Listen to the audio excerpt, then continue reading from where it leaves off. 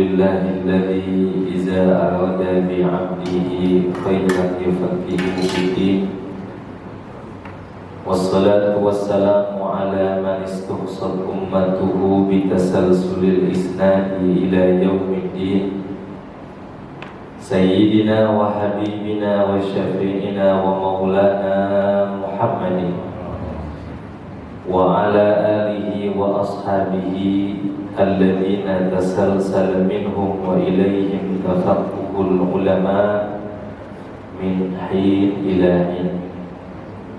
Hadratul mukarramin, segenap para asatiz, segenap para kiai, tuan-tuan guru, wabil khusus Ketua DKM Masjid Al-Falah Bapak Haji Sulaiman beserta wakilnya Bapak Haji Subandi, segenap para asatiz yang hadir yang banyak di tengah-tengah kita, yang mohon maaf tidak bisa disebutkan namanya satu demi satu, namun insya Allah kita semuanya mulia di hadapan Allah Subhanahu wa Ta'ala.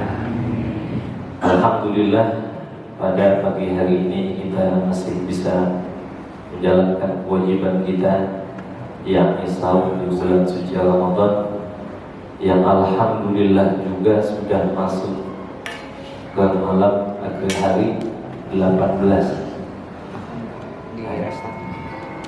Al-Imam Hasan Al-Basri rahimahumullah, kalau udah masuk malam ke-15 beliau nangis.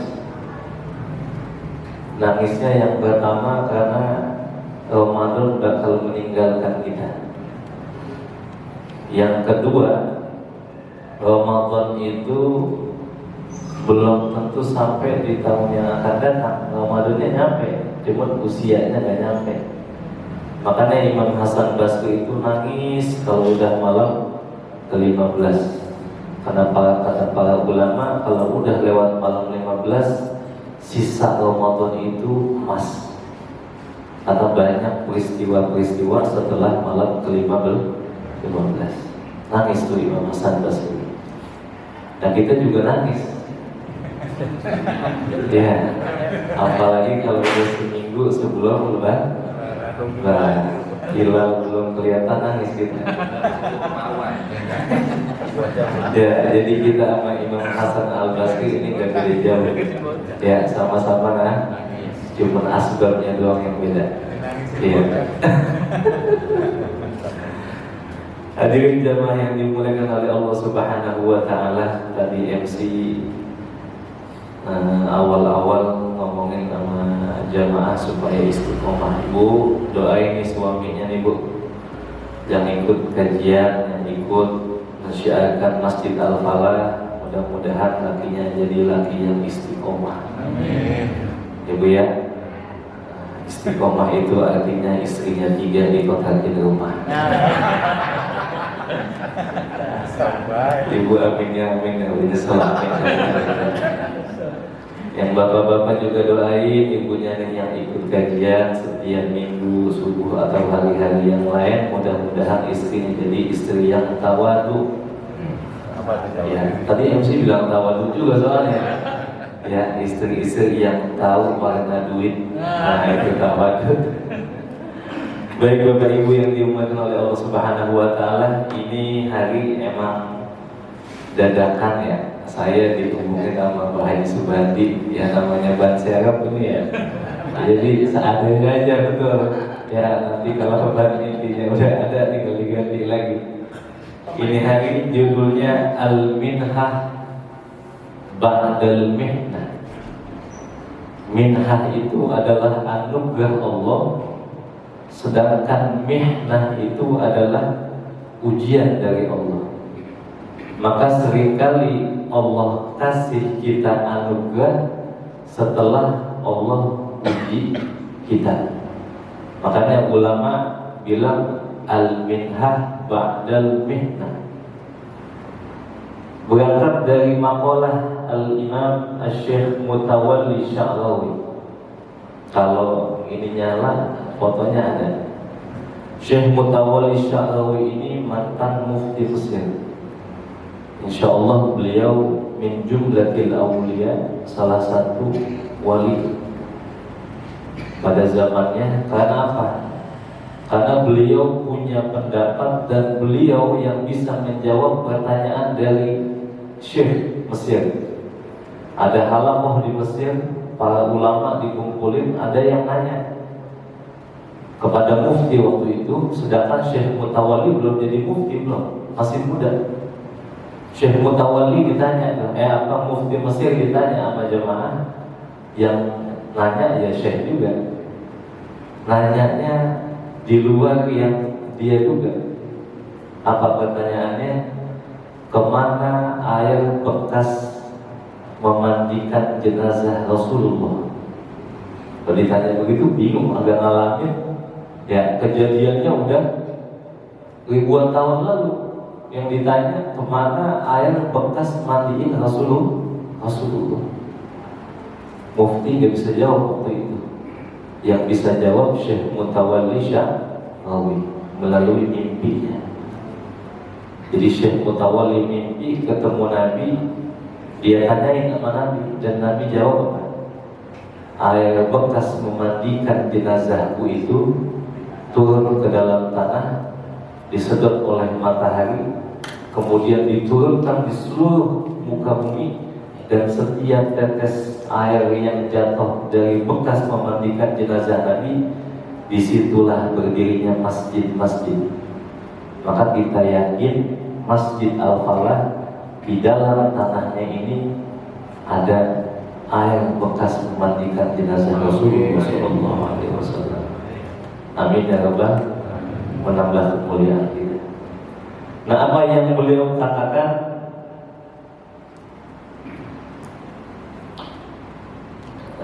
Kita buka dulu habis tugas tadi.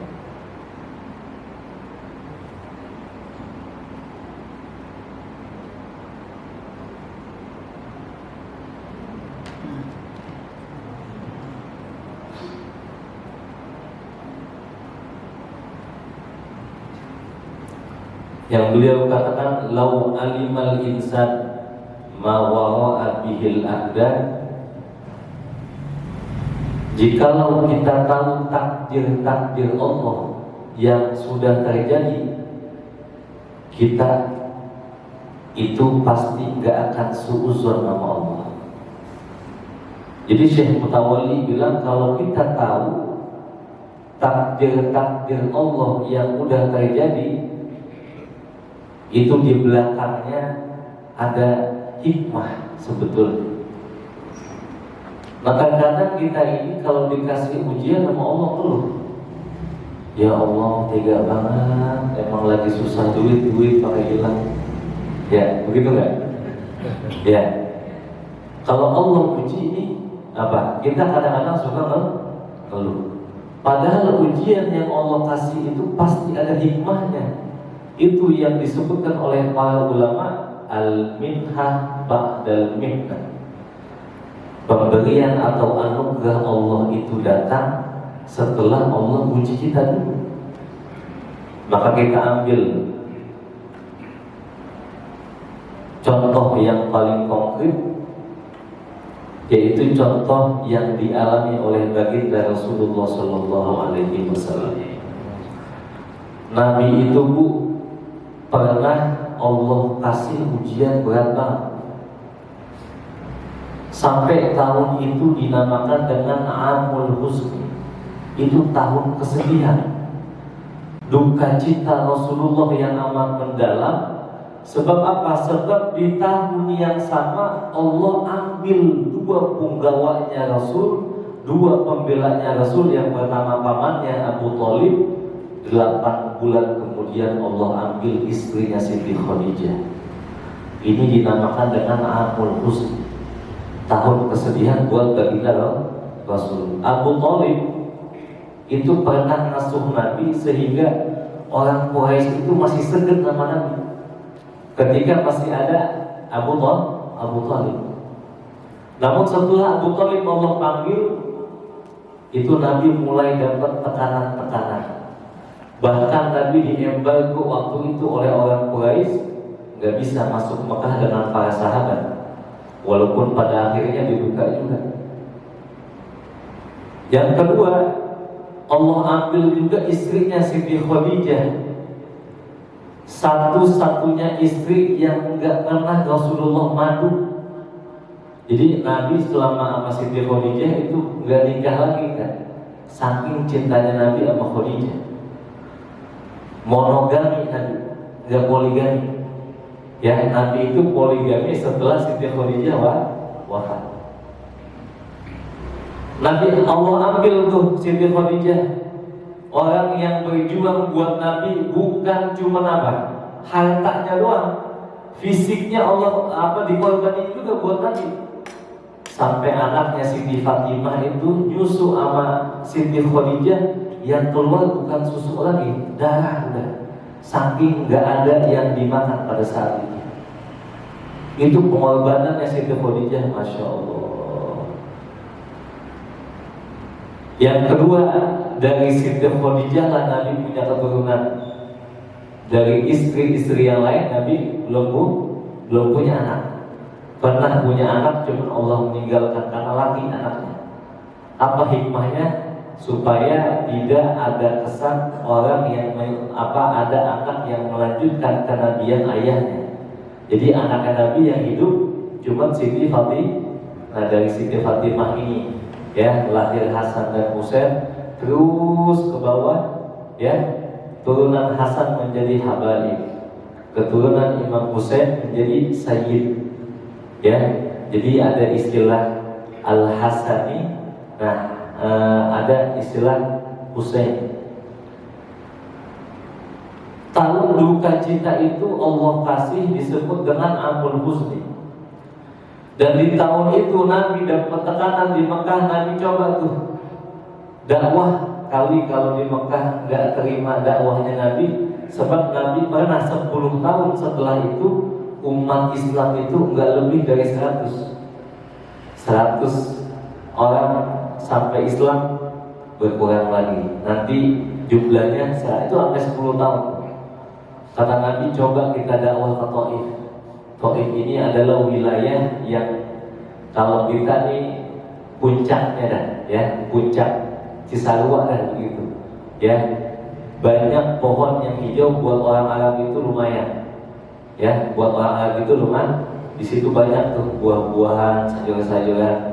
Kalau umrah jadi wisata tuh, atau haji, wisata ke Taif. Nabi dakwah ke Taif. Ya, Nabi dakwah ke Taif selama 15 hari. Harapan Nabi dakwah ke Taif dapat sambutan dari masyarakat Taif, itu sambutan yang apa? Yang diterima. Namun Allah tidak mengizinkan. Ya, ketika Nabi dakwah di Taif, Nabi malah dilempari batu, dilempari kotoran, diejek sama anak kecil, itu sampai darah Nabi netes ke sendal. Ya Allah, itu Nabi sedih banget itu. Setelah Nabi dilempari batu, dilempari kotoran, kemudian diejek sama anak kecil, Nabi menuju ke satu kebunnya punya Rabi'ah. Di situ Nabi bersihin tuh darahnya, Nabi bersihin pakaiannya. Itu Nabi disamperin sama malaikat Jibril alaihi salam dan malaikat penunggu gunung Ahbashim. Kata malaikat Jibril, ya Rasulullah, Allah sudah mengetahui percakapannya orang Taif kepadamu. Kata malaikat penunggu gunung, ya Rasulullah, kalau engkau izinkan, aku akan kembalikan ini gunung untuk menutupi masyarakat Taif. Tapi Rasulullah bilang apa? Rasulullah bilang, jangan, aku diutus oleh Allah bukan untuk membunuh, tapi aku diutus oleh Allah untuk memberikan kabar gembira kepada umat. Itu Nabi doanya. Ya, ini kalau kita lihat tuh kalau ininya nyala, ini Nabi doa. Nabi doa di kebun Rabi'ah Adawiyah.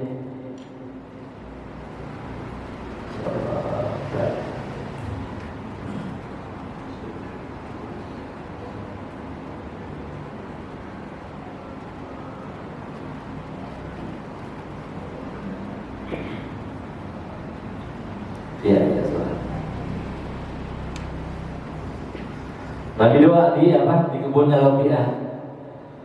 Allahumma ilaika ashku du'fa quwwati wa qillata hilati wa hawani 'alan nas ya arhamar rahimin anta rabbul mustad'afina wa anta rabbi ila man takiluni ila aduwin yatajahhamuni am ila qaribin mallaktahu amri in lam yakun bika alayya ghadabun fala ubali ghayra an afiyataka awsaq li a'udzu bi nuri wajhika alladhi ashraqat lahu az-zulumat wa saluha alayhi amru ad-dunya wal akhirah min an yanzila ghadabuk aw yahilla alayya sakhatuk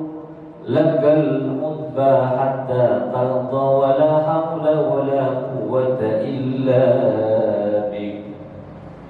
Ini Nabi doa sampai malaikat nangis, Bu. Tahu-tahunya juga ada orang Yahudi, ada orang Nasrani di belakang Nabi, dengar Nabi doa begini, ikut nangis juga. Padahal bukan orang Islam. Allahumma ilaika asjudu faquwati ya Allah. Aku mengadu kepadamu lemahnya kekuatanku di hadapan manusia. Ya Arhamar Rahimin, wahai Allah yang Maha Pengasih lagi Maha Penyayang, Anta Rabbul Mustad'afina. Engkau ini Tuhannya orang-orang yang lemah. Wa anta rabbi, dan engkau ini adalah Tuhanku ya Rabb. Ila man takiluni, mau diserahkan diriku kemana ya Rabb? Ila aduin yatajahhamuni, engkau serahkan aku kepada orang yang jauh, maksudnya dari Mekah ke Taif. Am ila qaribin mallaktahu amri, atau engkau serahkan aku pada musuh yang hampir saja menguasai diriku. Apa entar? Bisa lihat. Alhamdulillah.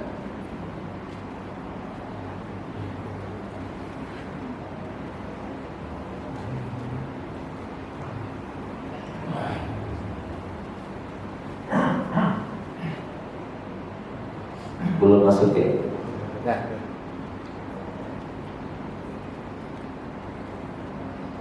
Nah, ini doa Nabi. Ini bikin malaikat nangis. Ini bikin malaikat nangis. Tapi sekali lagi, ya ini adalah mihnah. Ini adalah ujian yang Allah kasih. Allah meninggalkan Abu Thalib, Allah meninggalkan Siti Khadijah, dan Allah juga tidak mengizinkan Nabi diterima dakwahnya di Taif. Nah ini kan ujian-ujian dari Allah nih. Dan ini ujian-ujian dari Allah. Ternyata setelah ini apa yang Allah kasih kepada Nabi? Setelah Allah berikan Nabi Muhammad SAW, ini ujian-ujian, ternyata Allah mau ngajak Nabi jalan-jalan. Itu yang disebut dengan Isra wal Mi'raj. Kita lihat. Al-Isra wal Mi'raj ini adalah rihlah. Rihlah itu Nabi diajak jalan-jalan. Diajak jalan-jalannya bukan diajak jalan-jalan antar negara, bukan. Tapi dari alam musyahadah, alam yang bisa dilihat oleh mata, kasat mata, ila alamil malakut, ke alam yang cuma malaikat doang yang tahu. Manusia nggak ada yang tahu. Manusia nggak ada yang tahu. Setelah Allah berikan ujian kepada Nabi, Nabi mau diajak rihlah, dan Nabi dijamu oleh Allah Subhanahu wa Ta'ala. Yang ulama katakan al-Isra wal Mi'raj rihlatun wa diyafatun la masila laha fid dunya. Isra dan Mi'raj ini adalah rihlah dan jamuan dari Allah yang tidak ada bandingannya, nggak ada lagi bandingannya. Kalau bisa di ranking, Isra wal Mi'raj menurut para ulama ini adalah mukjizat yang rankingnya kedua setelah Al-Quran. Karena Nabi diajak jalan-jalannya dari alam musyahadah, Baitul Maqdis, ke Sidratul Muntaha, alamul malakut yang cuma malaikat doang yang tahu. Nabi diajak jalan-jalan, ya, yang bisa menggambarkan Isra wal Mi'raj itu yang sholawat tahlil yang dibaca sebelum subuh, yang as-salatu wassalamu alaik ya imam al-mujahidin ya Rasulullah.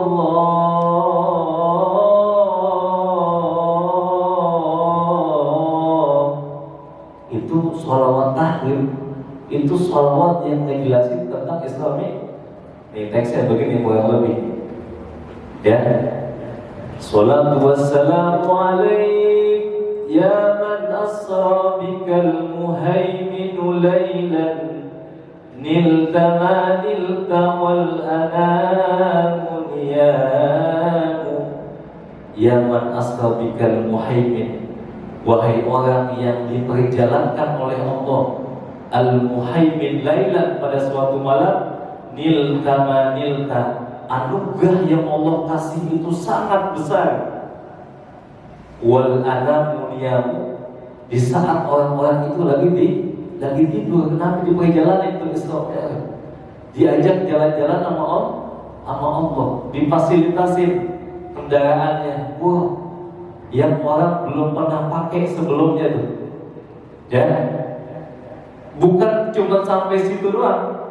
Penghormatan Nabi kalau kita lihat di dalam sholawat tidak atau sholawat tahlil yang kita baca sebelum subuh, wa taqaddamta lis-sholati fa shalla kullu ma fis samai wa antal imam.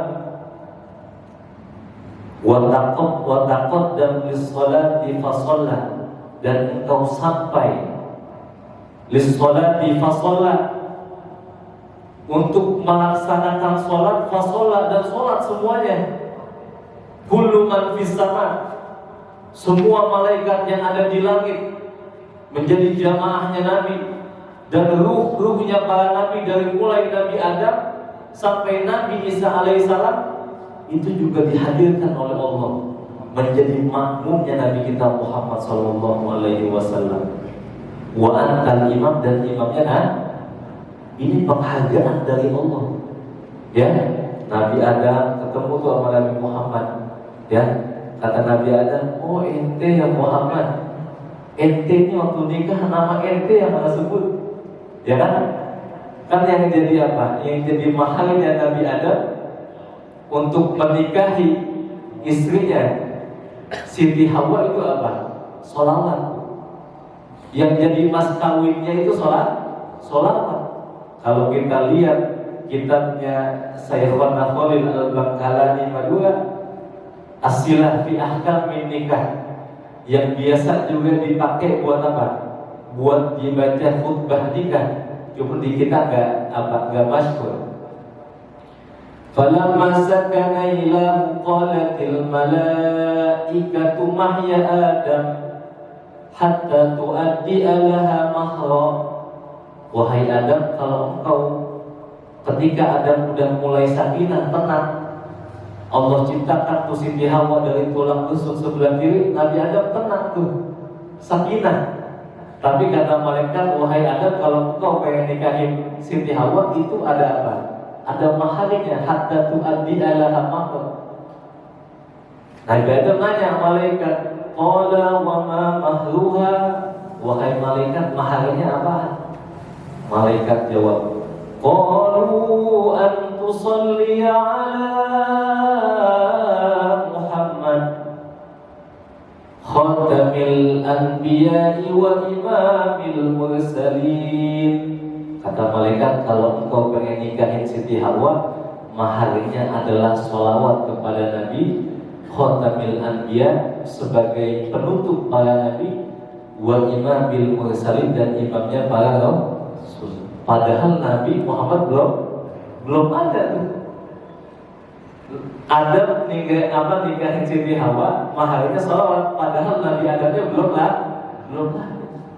Tapi nurinya udah Allah cintai. Ini penghormatan buat Nabi. Semua malaikat yang ada di langit dan nabi-nabi dari Adam sampai Nabi Isa itu Allah hadirkan menjadi makmumnya Nabi. Enggak sampai di situ juga. Kita lihat lanjutannya. Wa ilal muntaha rufi'ta kariman, wa ilal muntaha rufi'ta kariman, wa sami'ta nidaa 'alaika salam.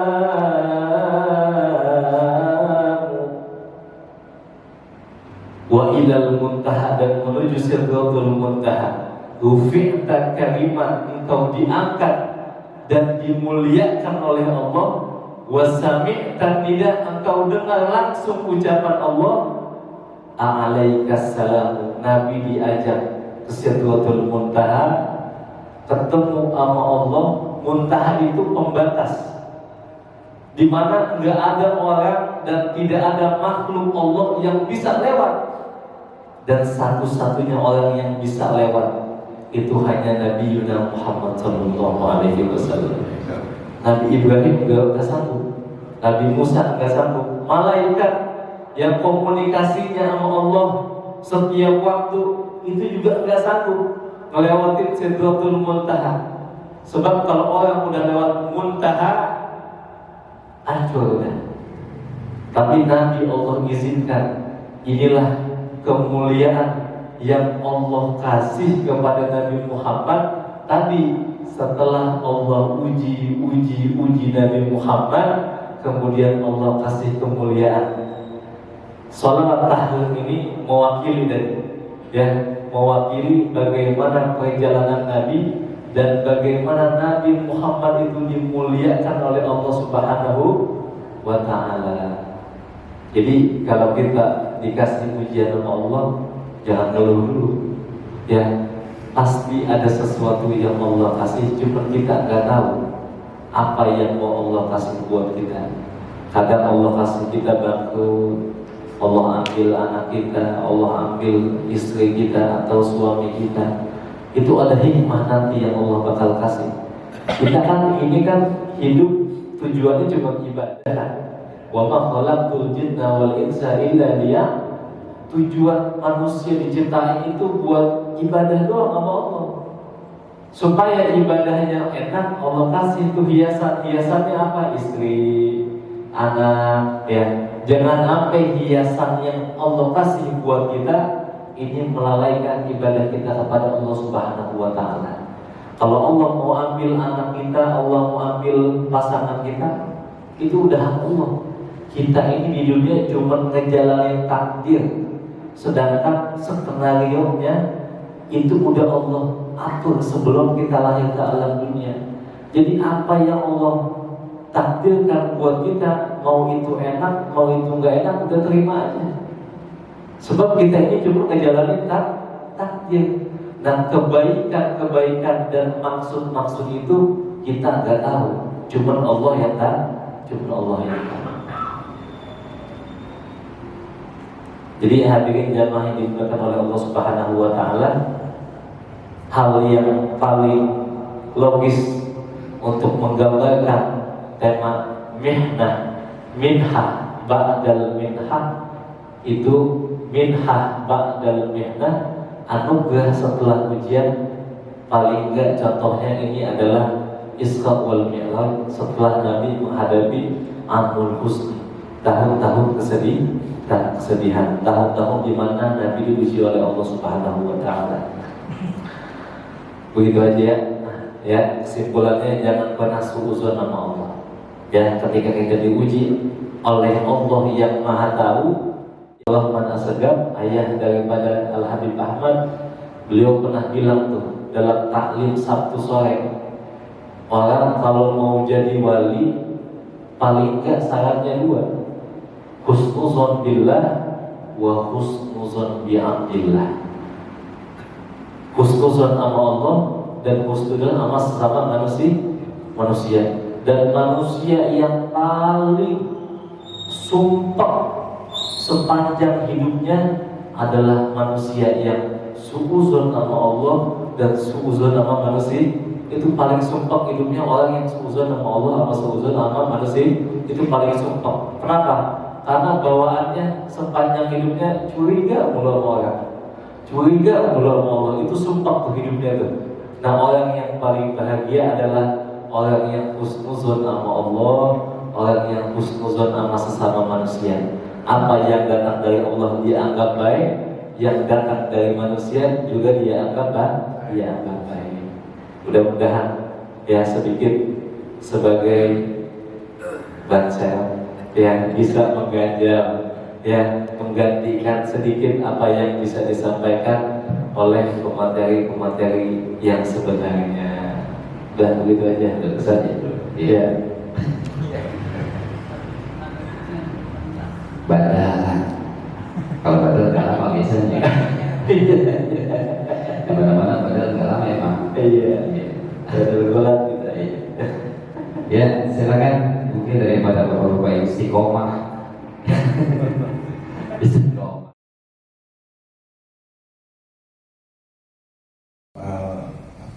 Soal belajar ilmu sih nggak ada bangsa, Ustaz. Semuanya ilmu hak baik-baik aja ya. Mudah-mudahan alhamdulillah hadirnya bisa menambah keberkahan atas silaturahmi dan Ustaz, Abang Ana ingin bertanya berkaitan dengan jadi cobaan ataupun ujian yang berkaitan dengan bahwa itu akan ada hikmahnya. Bagi kami mungkin belum bisa merasakan hal yang bisa langsung dinikmati. Apakah ujian itu nanti akan menghasilkan satu kebaikan ataupun tidak? Mungkin kalau Rasulullah pada saat itu memang ujiannya begitu luar biasa.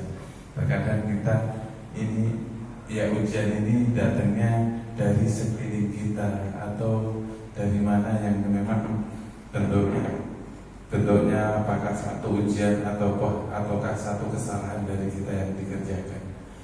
Nah, untuk menyikapi kita bisa menerima dan bisa ya mungkin apapun bentuk itu adalah satu qudratullah kepada kami bisa selalu bersyukur. Nah, itu bagaimana untuk mendidik hati kita untuk selalu bisa menerima bentuk apapun, baik itu kebaikan, baik itu keburukan. Nah, mohon nasihatnya Ustaz. Ya, langsung jawab. Oh iya, baik. Atau aja dulu. Agak iya. Kadang kita ini agak tahu ini ujian apa ini azab dari Allah. Yang jelas begini kata para ulama, kalau orang itu soleh, dia dikasihnya ujian. Kebaikan yang Allah kasih adalah kenaikan derajat. Jadi ujian itu buat orang yang soleh. Kebaikannya, hikmahnya nanti itu apa? Derajatnya naik di sisi Allah Subhanahu wa Ta'ala, bahkan di sisi manusia. Kalau kata Zainuddin MZ, sekolah kagak, belajar kagak, ikut ujian. Waktu lagi diuji sama Allah lah, sekolah kagak ikut ujian. Nah, makanya kalau kepada orang yang oleh, orang yang lalai, itu namanya azab. Ada kebaikannya juga dari Allah. Apa kebaikan dari Allah? Introspeksi diri. Jadi kalau buat orang yang soleh kebaikannya itu derajatnya naik, kalau buat orang yang lalai azab itu ada kebaikannya juga. Apa kebaikannya? Introspeksi di wah selama ini yang gua kerjain emang dihitung-hitung amal solehnya cuma dikit, kebanyakan maksiatnya, mabuknya, mungkin zinahnya. Jadi dua-duanya baik itu azab maupun ujian itu punya kebaikan, tinggal tergantung turunnya. Kalau kepada orang yang soleh itu ujian, kepada orang yang lalai, ini namanya azab. Dan dua-duanya punya nilai kebaikan yang Allah siapkan. Nah, kalau musibah bisa jadi datangnya kepada orang yang soleh dan bisa jadi datang kepada orang yang maksiat. Makanya kalau ada orang maksiat, larang, nggak sanggup dengan tangannya, ya dengan mulutnya. Nggak sanggup dengan mulutnya, dalam hatinya, ya Allah jangan sampai kita ikut maksiat juga. Itu adalah apa? Doain orang yang maksiat itu adalah selemah-lemahnya iman kata Nabi. Karena dia nggak bisa tuh merubah kemaksiatan itu. Makanya kalau ada pejabat yang bisa merubah kebijakan yang jelek menjadi baik, itu mulia di hadapan Allah. Ada pengusaha yang bisa memberikan solusi-solusi kepada orang yang maksiat lewat hartanya, kemuliaan dari Allah. Tapi kalau nggak bisa juga, doain paling nggak, kata Nabi, itu selemah-lemahnya iman. Jadi kita nggak tahu nih, ya, ujian apa itu azab tergantung datangnya kemana. Kalau kepada orang yang soleh itu menjadi ujian, derajatnya naik nanti di sisi Allah. Kalau datangnya kepada orang yang maksiat, yang lalai, itu kebaikannya adalah introspeksi yang Allah masih kasih waktu buat dia muhasabah. Begitu kurang lebih Pak Tuhan. Ya, selanjutnya. Assalamualaikum warahmatullahi wabarakatuh. Waalaikumsalam warahmatullahi wabarakatuh. Sebenarnya tadi mau melanjutkan pertanyaan yang kedua udah dijawab Pak Ustaz. Bisa ini. Mana ujian, mana aja, tapi dijawab. Tapi yang lainnya itu Pak Ustaz ya. Iya. Mungkin begini Ustaz, yang namanya ujian dan cobaan itu terkadang kita diuji dengan kebaikan, keburukan, kemiskinan dan kekayaan. Nah, kita diuji dengan kemiskinan, kita lulus. Cuma yang agak sulit ini terkadang kita diuji dengan kekayaan dan kebaikan. Kayak semacam derajat kita ditinggikan oleh Allah Subhanahu wa Ta'ala. Ternyata kita itu gak lulus dengan ujian itu. Bagaimana menyikapinya? Terima kasih. Wassalamualaikum warahmatullahi wabarakatuh. Waalaikumsalam warahmatullahi wabarakatuh.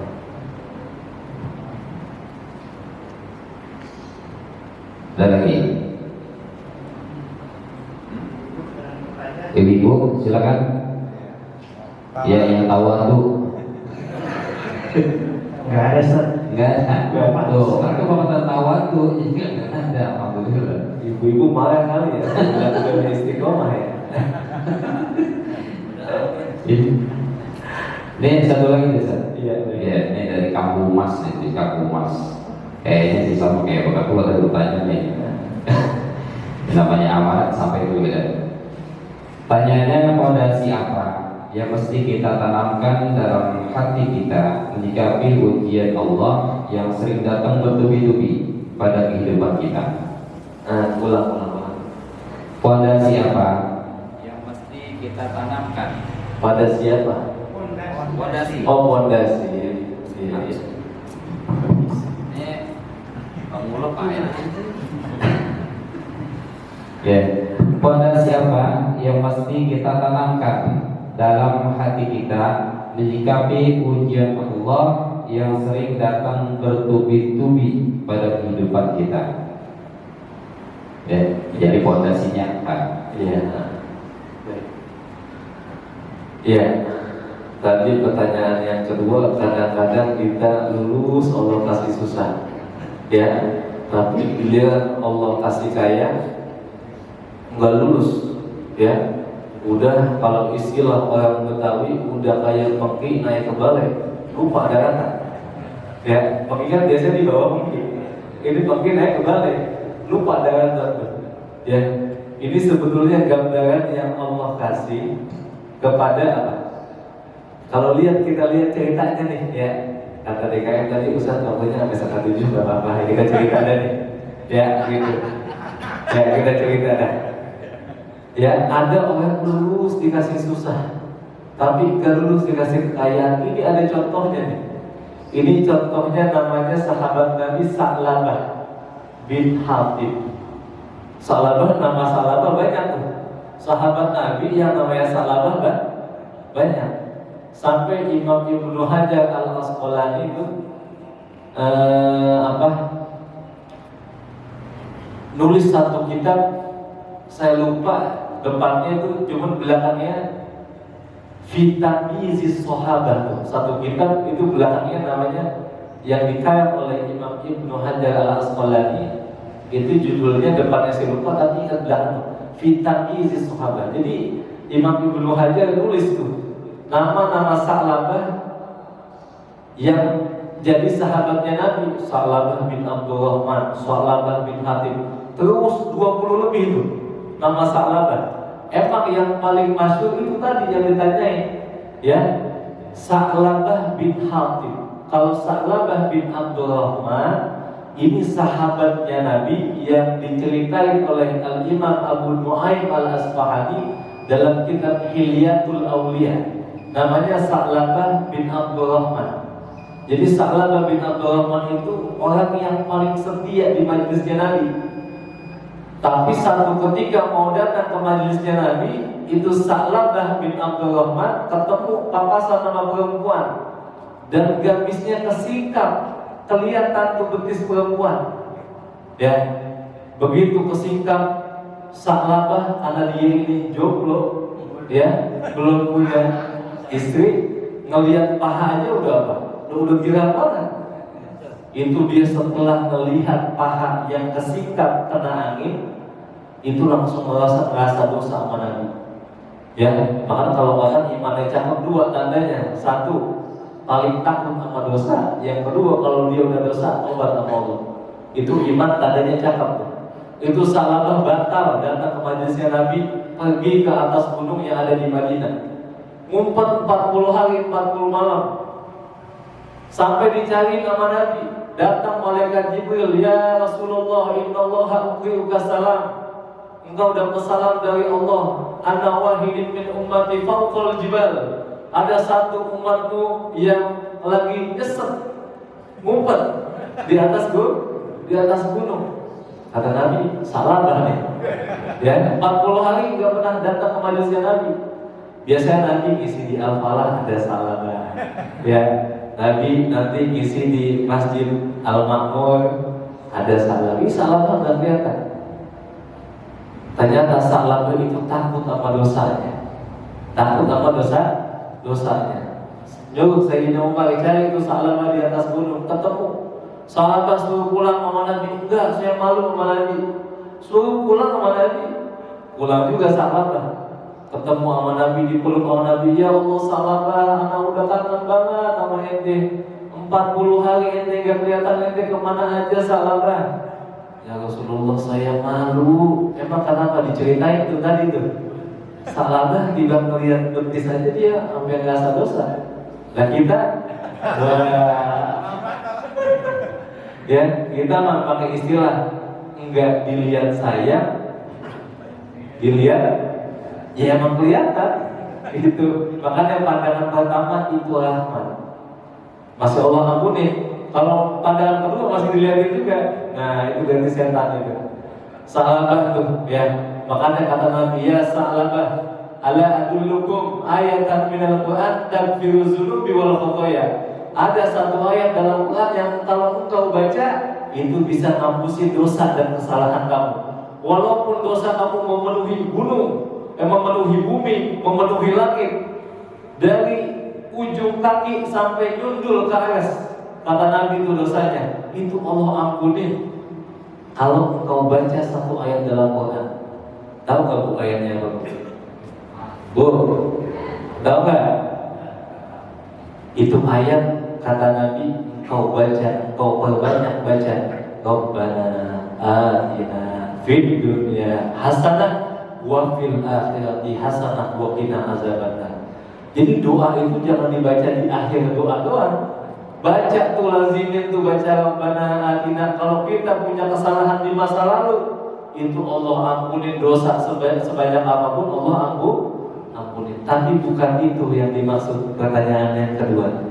Pertanyaan yang kedua itu jatuh kepada Sa'labah bin Hatib.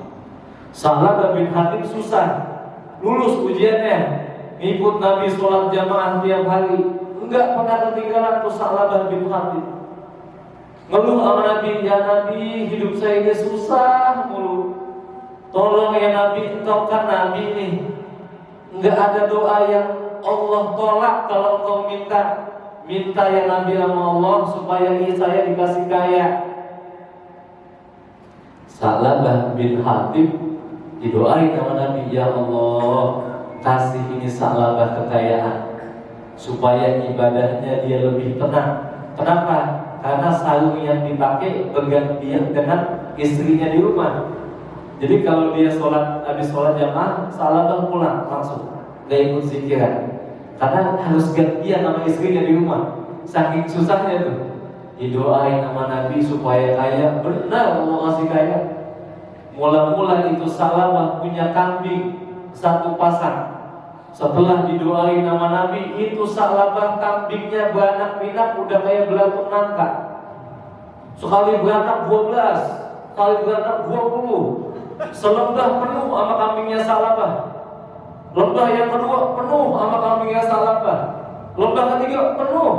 Itu Sa'labah sampai enggak sempat sholat karena dia mempaninkan. Wah Allah, kata Nabi, ini Sa'labah mana ini Sa'labah? Kemarin dia susah minta doain. Sekarang dia kaya, disuruh sama Nabi ambil zakatnya tuh Sa'labah. Enggak mau ngeluarin zakat saya. Ini yang saya bilang. Orang kalau tadinya miskin tiba-tiba kaya, itu udah kayak pergi naik ke balai, lupa daratan. Ya Allah, itu Sa'labah bin Hatib lupa, gak lulus tuh Allah kasih kekayaan. Maka satu-satunya yang bisa menyelamatkan kita apa? Ilmu agama. Ilmu agama itu yang nanti bakal marahin kita. Kalau kita belajar tentang zakat, kita tahu nisab zakat. Wah, punya emas, ya. Ibu di rumah punya emas berapa kilo? Nah, ya, kalau ibu tahu zakat, nisabnya zakat emas, kalau dipakai, kan kalau ke kondangan kan sengaja tuh kalau ngambil nasi begini-gini dulu tuh, ada gelangnya banyak kan. Nah, ya, itu kalau apa? Kalau udah sampai nisabnya zakat emas, Bu, zakatin Bu 2,5%. Nah, itu yang bisa menuntut kita tuh, ya. Jadi kita gak lupa. Kalau kita tahu ilmu agama, insya Allah hidup kita ini apa? Selalu dalam petunjuk agama. Ya, jadi punya harta itu bukan semata-mata dinikmatin, tapi ada haknya orang miskin, haknya orang fakir, ada. Jadi kita gak nganggap harta kita itu harta milik kita kan? Tapi ada aturannya. Nah, yang mengatur itu adalah agama. Tadi yang ketiga, yang kedua ada gitu ya. Ya, yang kedua itu ceritanya Sa'labah itu. Nah, yang ketiga, fondasi apa? Kalau kita dikasih sama Allah ujian yang bertubi-tubi, yang fondasi yang paling utama musibah itu adalah sabar. Ya, kalau kita jadi orang sabar, insya Allah apa? Allah kasih nanti buah daripada kesabaran kita. Buah daripada kesabaran kita. Kan buah itu kan kalau kita tanam nggak langsung jadi buah. Ya, kita tanam tuh dari biji pohon nangka, dia numbuh, ya, gedean dikit, ya, numbuh dan tuh apa namanya buah apa tuh? Kalau nangka masih pentil apa? Ya, gori ya, belum cecek belum, gori dulu. Ya, tai babal dulu apa gori dulu dah tuh ya? Ya, tai babal, gori terus cecek, ya terus, nangka. Makanya kita kalau beli sayuran nangka di Padang, ya salah. Dia nangka, saya nangka, salah. Padahal yang dibikinin apa? Cecek. Tapi orang Padang bilangnya itu sayuran nangka. Kalau nangka mau udah matang kan ya. Kalau yang belum matang namanya cecek. Begitu. Ya, fondasinya adalah fondasinya sabar gitu. Ya, nanti buahnya Allah kasih. Tapi tadi ingat ya, datangnya kemana dulu tuh? Datang kepada orang soleh, apa datang kepada orang yang lalai? Ya, kalau kepada orang yang lalai, fondasinya muhasabah. Kepada orang yang soleh, sabar. Ya, begitu dah. Mau nanya? Nanya. Nambahin, Silakan. Mau nambahin nggak apa-apa. Mau nambahin nggak apa-apa. Jalan. Soalnya tadi Pak Ustadz bilang waktu sampai setengah ini. Dapat nggak apa-apa jadi. Ceritain kalau bahasa orang sono. Iya benar. Ustadz, kalau tadi dari paparan minhah dan mitnah, itu kan Nabi itu diuji di dunia dan minhahnya dia terima di dunia juga yang umat tahu kebahagiaannya seperti itu. Apakah ketika mihnah itu untuk umat manusia itu di dunia, apakah minhah juga bisa diterima di dunia juga? Kalau pas di akhirat, pertanyaan. Contohnya, apakah orang yang mohon maaf ketika dilahirkan dengan kondisi tidak sempurna, apakah itu tidak melihat atau raganya? Iya, bicara. Itu kan apakah itu mihnah? Iya. Terus minhahnya itu ketika orang yang cacat, waduh saya ini buta untuk selamanya, mohon tidak benar untuk selamanya.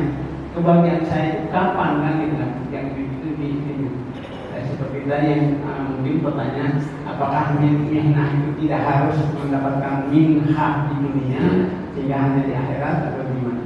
Ya. Baik. Mudah-mudahan dapat sangat jawabannya. Ini ceritanya panjang berarti kalau nggak jujur. Iya, minhah itu ada kalanya cepat, artinya di dunia.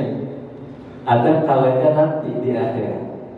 Ya, contohnya tadi kata Pak Haji Subati, orang buta itu kan mihnahnya di dunia. Apakah dia bakal dapat minhahnya juga di dunia? Atau nanti kemudian meninggal dunia? Kalau tafsirnya orang yang buta, kita contohin aja Al-Imam Abdullah bin Alwi Al-Haddad yang nulis Ratibul Haddad. Ya, itu Imam Abdullah bin Alwi Al-Haddad usia 6 tahun buta matanya, nggak bisa melihat. Tetapi apa? Makom dia di dunia nggak ada yang bisa nandingin. Para ulama di zamannya nggak ada yang bisa nandingin makomnya Al-Imam Abdullah bin Alwi Al-Haddad. Padahal dari usia 6 tahun itu dan buta itu bukan berarti buta matanya, bukan. Sebab Imam Abdullah bin Alwi Al-Haddad matanya buta, nggak bisa melihat secara fisik. Tapi apa? Allah kasih dia kasyaf. Contoh, Imam Abdullah bin Alwi Al-Haddad lagi ngajar nih, jamaahnya banyak, ya, karena memang Imam Abdullah bin Alwi Al-Haddad itu dari kecil alim alama, ilmunya dalam, laduni dah kalau kata kita mah, ya. Kalau kita ladun, kita juga sebetulnya nih punya ilmu laduni nih, ya. Setiap kita nih punya ilmu ladun, ilmu yang gak pakai belajar tapi kita tahu. Contohnya apa? Tauhid. Nah, tauhid kita belajar nggak? Tapi begitu nikah tahu nggak? Lah tahu. Laduni itu berarti itu. Ya, nggak pakai belajar tapi kita tahu. Laduni itu berarti itu sama kita sama Imam Abdullah bin Alwi Al-Haddad. Itu Imam Abdullah bin Al-Haddad ngajar, jamaahnya banyak, ya, jamaahnya banyak. Selesai ngaji disediain itu yang namanya di Yaman, ya, makanannya ala-ala sono, mungkin kebuli, mungkin mandi, ya, atau mungkin kamsah atau macam-macam. Itu di ujung jamaahnya ada jamaah bilang, kata Imam Abdullah, jamaah makan tuh nasi yang udah disediain di depan masing-masing. Itu jamaah di belakang ada yang nyeletuk, buta aja pakai nyuruh, katanya begitu, ya, buta aja pakai nyuruh. Itu nak Imam Abdullah bin Alwi Al-Haddad refleks langsung bilang, itu jamaah yang paling ujung bilang saya buta, baik-baik tuh, tulang kambing keselak di tenggorokannya, keselak Pak. Ya, padahal dia ngomong sama temannya itu tuh. Ya, tapi apa? Imam Abdullah yang jauh tempatnya itu tahu, matanya memang nggak melihat, ya. Tapi Allah kasih tuh anugerah. Ya, tahu Imam Abdullah ada bilang apa? Itu jamaah paling ujung yang bilang saya buta, baik-baik itu tulang kambing keselak di bawah, keselak beneran. Ya, jadi minhahnya juga bisa jadi cepat, artinya di dunia. Bisa jadi minhah itu nanti di akhirat. Makanya kata Nabi, kita ini tidak ada doa yang Allah tolak. Doa yang keluar dari mulut kita, terbesit dalam hati kita, satu pun gak ada yang Allah tolak. Cuma kata Nabi, nanti di akhirat itu ada orang-orang yang panen doanya, yang gak Allah sampai di dunia, tapi nanti Allah kasihnya ketika dia di akhir. Jadi minhah dari Allah, anugerah dari Allah, bisa jadi kadangkala datangnya cepat, artinya dunia. Bisa jadi minhah itu nanti datangnya ketika di akhirat. Hadis Nabi itu, ya hadis Nabi. Nanti di akhirat ada orang yang panen doanya, karena doanya itu belum Allah sampai di dunia. Ya, jadi begitu Pak Haji. Ya, minhah, ya ada yang kalanya cepat di dunia, ada kalanya di akhirat. Gitu. Tuh Pak Haji. Udah, nggak sama sekali itu. Masih ada? Kalau nggak ada, ya alhamdulillah kita tutup. Saya kira ngantuk. Itu momen-momen gak gampang. Ini nanti pulang gak ada sesi ngopi, kita pakai. Boleh. Ada, Ustaz Udah 17 hari gak ngopi siang. Ustaz Fatih mungkin mau nanya, ada pertanyaan? Enggak, buat udah paham semuanya ya? Hah? RT awang ngantuk. Biasanya menghadir ada aja dia. Mungkin kayak apa tadi salah bah, ya kesikap betisnya. Enggak ada. Kalau nggak ada ya kita tutup, nanti kita beri kesimpulan kepada guru kita, lalu ditutup dengan doa. Gak apa-apa disimpulin lagi pertanyaan yang awal tadi sampai terakhir. Silakan guru, lalu kalian tutup dengan doa. Baik. Jadi kita kembali kepada tema kita. Ya, Imam Mutawalli Sya'rawi ini yang ada di depan kita. Dan beliau ngasih pesan buat kita. Ya, lau alimal insan ma wara'a bihil aqdar min su'i zannihi billahil azizil ghaffar.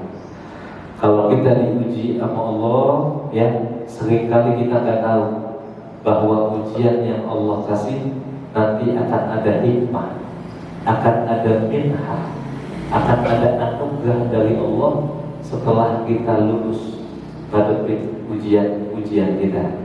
Ya, kalau kita kebanyakan orang tua kita dulu mengapa pada sukses? Karena apa? Ujian-ujian hidupnya itu berat. Jadi mentalnya itu kuat. Beda sama anak-anak kita yang sekarang. Ya, yang mondok, ya, yang pesantren tempatnya udah AC, gak ngalamin lagi tuh kepanasan. Ya, masak catering, tinggal nyendok, bahkan dianterin. Baju laundry, ya kan, udah terima pakai. Orang-orang tua kita dulu, ulama-ulama kita belajar itu betul-betul, ya, ujiannya betul-betul. Gak dikirimin duit sama orang tua, nanam kangkung buat makan, ya. Kiai-kiai kita dulu apa? Masak, bisa ngatur waktunya buat masak, waktunya buat belajar. itu karena ujiannya berat, hasilnya juga kita lihat, ya, hasilnya juga kita lihat. Tapi anak-anak kita sekarang, jadi jangan pernah kita khawatir kepada anak kita. Kalau anak kita ini lagi dihadapi sama kesulitan, gak usah khawatir. Itu mungkin pendidikan yang Allah kasih buat bekal hidupnya dia nanti berumah tangga. Dia punya anak, mentalnya kuat, punya istri, mentalnya kuat, jadi pejabat, mentalnya kuat, jadi ulama, mentalnya kuat. Sebab ujian-ujian yang dia udah alamin sebelumnya. Jadi jangan pernah suuzon sama Allah, kita husnuzon sama Allah. Setiap kehidupan kita ini semuanya udah diatur sama Allah sebaik-baiknya. Allah nggak kasih kita kaya di dunia, mungkin Allah takut kita ini lupa, sehingga kita ini lupa buat ibadah sama Allah. Allah kasih kita kesulitan di dunia, yakin nanti di akhirat Allah berikan kebahagiaan, di mana kebahagiaan tidak akan kita pernah dapatkan ketika kita di dunia. Amin ya rabbal alamin. Tutup doa saja.